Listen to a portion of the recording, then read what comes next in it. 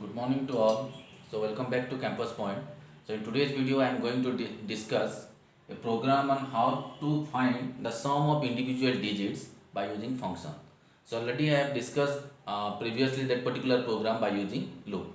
So let's see how to write that program using functions. So first one will be the header file. We have to write that we already know, that is has include stdio.h.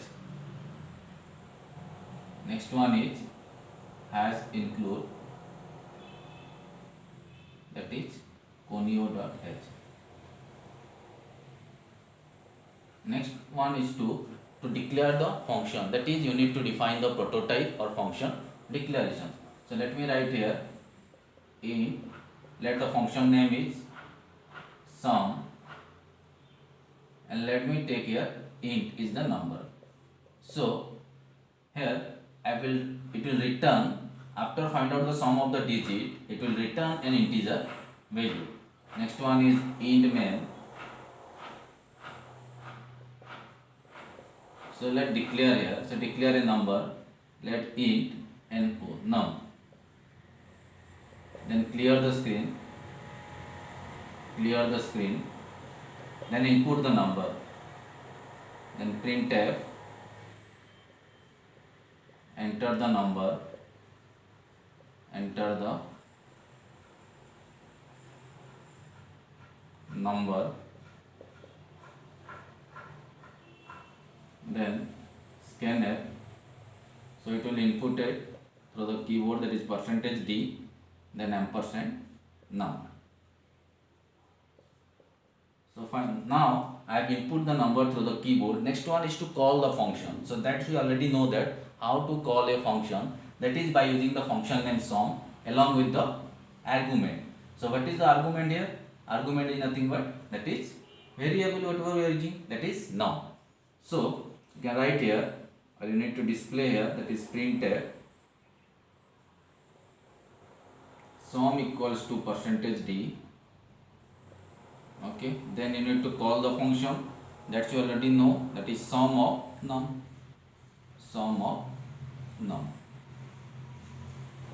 Finally this will return 0,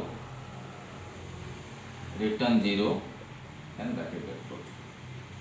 So next part is to write the function definition, and we already know that inside the function definition we must write the logic of that program, whatever we are writing in the loop part or in the body part in case of loop. So now let us go to the so let int main, this is int sum. So let me take a variable here int x. So x is the number. Inside that we need to define here int, let one is your reminder, another one is sum, let s equal to 0. And already you have discussed what is the various logic part. What is the logic we are writing in that case? In case of loop, that is while let num greater than 0. So whatever we are writing a reminder, rem equals to num modulus 10.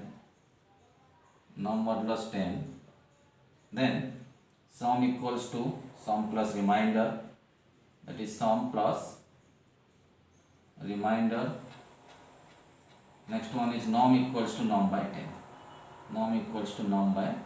10. So that is the simple logic here. So in this case, in place of num we are taking here x.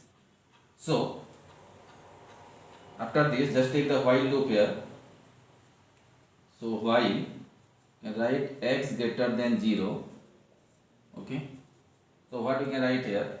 While x greater than 0, we can write first. We need to find out a reminder, that is known as reminder equals to here x modulus 10. Then sum, that is s equals to s plus reminder. Then x equal to x by 10. So this is the simple logic. Then after that what we will write? That means we are getting the sum here. So now the value, the definition will return to the function call. So that is, I can write here return, that is return s. So end of this one. Okay. So now in this simple program, you can see if we talk about the output screen, then it will ask for output screen. It will ask for input a number, or that will given you the enter the number. Enter the number. Suppose I will enter here 1, 2, 3. It will return the output sum equals to 6. That is sum equals to 6. Now see how this program will actually executed. So this is the logic part. The logic part will remain same in every case whenever we are writing the same program. But as the concept changes, that means loop, function, recursion, only the writing style will be differ. So now see in this case I am taking the number. I have entered the number. This is the input, and this is nothing but your declaration of function or function declaration. Okay. So now this is the input through the keyboard. Now this is nothing but a function call. This is the call. So in this case what happens, whenever the function call will be there, the control directly. So whenever a function call is there, this is nothing but the function call sum of num. That means when the function call will be there, the control directly goes to the definition part. So this is nothing but your definition part. And simultaneously num is known as your actual argument, int x is known as your formal argument. So as you already know that actual argument is actually used, that means the value of the actual argument is used, wherever the formal argument is used to contain the values of your actual argument. So now the num value will be present here in the x part. So next one is, as we know, the logic reminder sum. In place of sum we are using here s. So s equal to 0. Initially we are taking s equal to 0. Next one is while x greater than 0. Reminder, you need to find the reminder, then reminder will be added with the sum, then the number will be reduced. So finally when return s, so what s contain? S contain the sum part. So in this program, let's see, s will be the value will be, let s value equal to 6. Then what happen? It will just return the values of s to whom? To the function call.